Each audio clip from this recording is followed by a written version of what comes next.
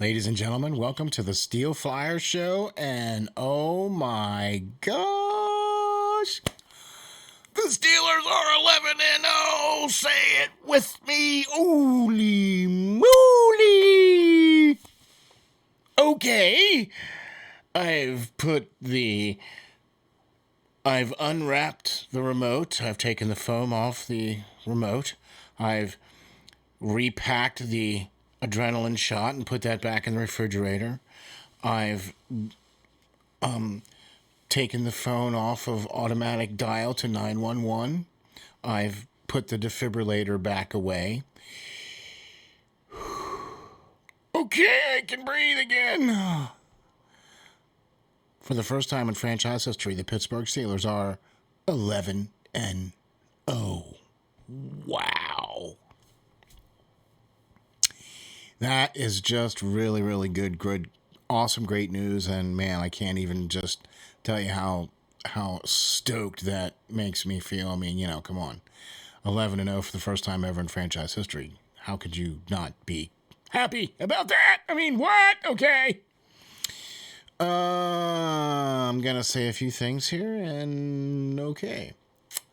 I am going to say congratulations to the Pittsburgh Steelers and the Baltimore Ravens for allowing this game to be played today, or for having this game played today, or for both teams showing up for this game today, or whatever you want to call it.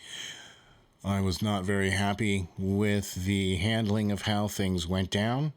I was not very happy with how protocols weren't met and things of that nature. But I'm not going to get into that, okay, because that's not what we're here about. And those are my opinions. And, like everybody else, I have my opinions, and they're my opinions, okay? And so I'm just going to leave it at that, okay? About the game. Hey, how about the game? Ben Roethlisberger had a really good day today. I was really impressed with how well he was able to hold together a game, especially with both teams. And this is another kudo here to both teams. The fact that neither one of them played or practiced very much. Pittsburgh practiced way more than Baltimore did because of their list of folks that were on the COVID list. But without playing in quite a long period of time, that tends to develop rust, shall we say? Yes, that's a good word, I would say, rust. So your timings get off and things like that. And so to call this a game in the first two periods was kind of going through the motions, if you ask me. Just my opinion on that one. It just kind of felt like, just didn't really feel like a game, to be honest with you. It just felt like it was going through the motions. This was not a typical Pittsburgh Steeler, Baltimore Raven football game with playoff implications or anything like that. That atmosphere just completely wasn't there. And that's disappointing. Okay, we were able to actually watch the game at 3:40 because, of course, we did not want to preempt the Rockefeller Christmas tree lighting ceremony. Oh, yeah, I let that slip in there again. Anywho, so Juju had a pretty good day today, and the receiving corps had a really good day today, and I thought we were supposed to try to run the ball a little bit more against this team. I mean, I thought that's what the plan was. Look, what was really good was that when we needed to run the ball, we were able to run the ball successfully. And as we were able to see at the end there, where we needed some key first downs, and McFarland was able to provide those yards. Also, the fact that we were missing Pouncey, that's another key cog in the mix here. And then the rookie Dotson, who had to come in and play a little bit there for a little while. So the line was not exactly, completely up to snuff. So I can understand why we didn't necessarily go to the run. But for the most part, Ben stayed clean. He took two or three shots there. But for the most part, he stayed clean. I don't think they recorded a sack. A couple of hurries and a couple of pressures and a couple of knockdowns, but and he didn't have any balls batted down this week either. So Okay, that's a good thing. So, all in all, though, I'd have to say that the offense played relatively well. But I was a little bit upset that we didn't run the ball. You know, look, I'm not necessarily an offensive coordinator here, but when you have somebody that runs the ball very well and you're able to run a play successfully, you would seem like you would mark that play down and go, oh hey, in this particular situation we were able to run this play successfully, and then maybe when you come across that situation again, you run that play again, maybe I don't know. Like I said, I'm not an offensive coordinator. I'm not trying to sound like one, although I did stay at Holiday Inn. Does that qualify? No, it doesn't qualify. And so, okay, but no, not the case. I'm not an offensive coordinator at all, and I'm not paid to be one. So, but it's my opinion, and okay, I let that one slip a little bit because it was my opinion. Okay. All in all, though, the defense played relatively well, keeping the Baltimore Ravens to, oh gosh, not much of anything really. I mean, they had a couple of plays there, the 39-yard run there from RG3, and then he actually limped off there, I believe, in the end of the third quarter, there, mid to the third quarter or something like that. He limped off with a hamstring, and he was not returning, and Trace McSorley jumped out there.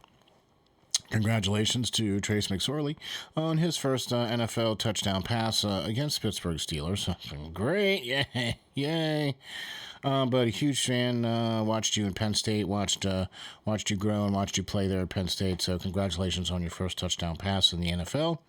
And it was a 70-odd yard or two, so that was all good, and it helped out your team. And so you came out and played well. You did get popped there a couple times, so you might want to be a little bit more careful about that one. You know what I'm saying? So just watch yourself, my man. Keep strong.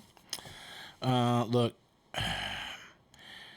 just not quite the same as a Baltimore Raven Pittsburgh Steeler game.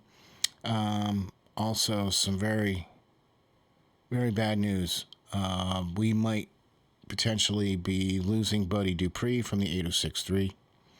We're not sure about that. We're speculating.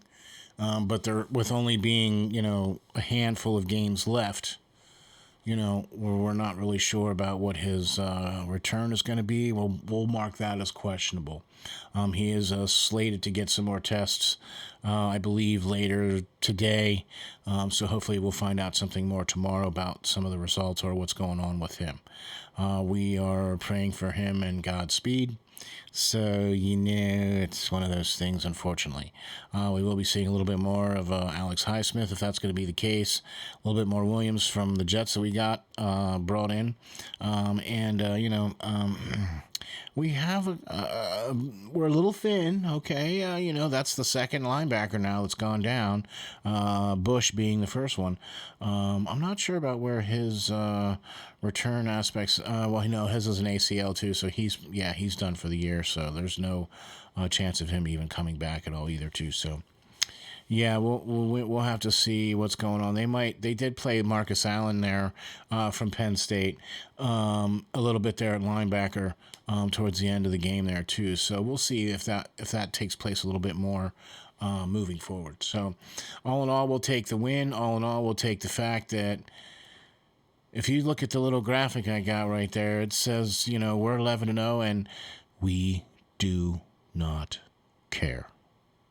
And I don't care either, because the next team up is Washington Monday. So I don't know when Monday, but all I know is that it's Washington and it's Monday.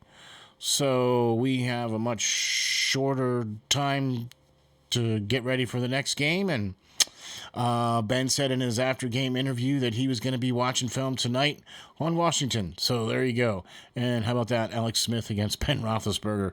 The comeback player of the year versus the MVP? Hey! I'm just throwing it out there. What? I'm allowed. It's my McWorld, and I can say that. So there. Yes, I'm calling Ben MVP. Okay, what? And I'm calling Alex Smith comeback player of the year, even if he only plays another couple more games. What? I think he's a good quarterback. Anyway, like I said, Pittsburgh, holy moly, 11-0. We do not care. Washington's next.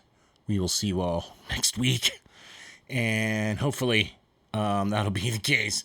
And we won't have to kick this one down the road either and have another 6-day delay. So just remember, folks, stay safe, stay strong, and hang tough.